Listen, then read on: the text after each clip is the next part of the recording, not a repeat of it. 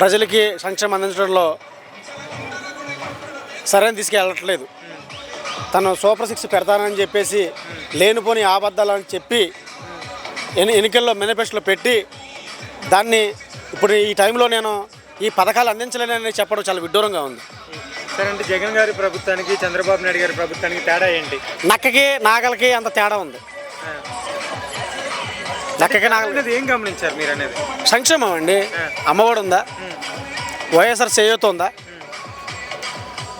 కాపు నేస్తం ఉందా, fee reimbursement ఉందా, విదేశీ అంబేద్కర్ విద్యా చట్టం ఒకటి ఉందా, ఏముంది? ఏం నడుస్తుంది? రాజ్యాంగబద్ధంగా నడుతున్నాయా? ఈరోజు మహాకూటమి ప్రభుత్వంతో బీజేపీతో జతకట్టి భారత రాజ్యాంగంలో ఆర్టికల్ 26, 27, 28 జరుగుతుంది. ఏం చెప్తుంది? మత స్వేచ్ఛ చెప్తుంది. క్రైస్తవులకి మత స్వేచ్ఛ లేదు ఇక్కడ. బీజేపీ క్రైస్తవుల్ని మైనార్టీలని విచ్ఛిన్నం చేసి మత స్వేచ్ఛ లేకుండా చేస్తే దానికి తొత్తుగా పనిచేస్తున్నారు. జనసేన పార్టీ అట్లాగే తెలుగుదేశం పార్టీ అయినటువంటి పార్టీలు కూటమి ప్రభుత్వంతో చాలా ప్రజలు ప్రజాస్వామ్యబద్ధంగా చాలా ఇటువంటి ఇబ్బందులు గురవుతున్నారు. ఆంధ్రప్రదేశ్ డిప్యూటీ సీఎం పవన్ కళ్యాణ్ గారి పాలన ఎలా అనిపిస్తుంది? పవన్ కళ్యాణ్ గారు అంటే అతను కూడా ఒక కొబ్బరి చెప్ప కోతికి జరిగినట్టుగా ఉంది. అతనికి పాలన అయితే సరే లేదు. అంటే తన సొంత అవసరాల కోసం అతను మతతత్వ పార్టీలో జతకట్టాడండి. అతనికి ప్రజల సంక్షేమం అవసరంలా. తను బీజేపీతో మతంతో ఉంటే చాలు. సనాధర్మం అంటాడు. సనాధర్మం ఏంటండి? అయినా కానీ చంద్రబాబు నాయుడు గారు 10 సంవత్సరాల అధికారం మేమే ఉంటాం అంటున్నాడు కదా. ఏమండి, నేను రేపు ఎలక్షన్లో నేను ముఖ్యమంత్రి అవుతానని. అవుతాడా? అవగలరా? మీరు చెప్పాలి. అవునండి.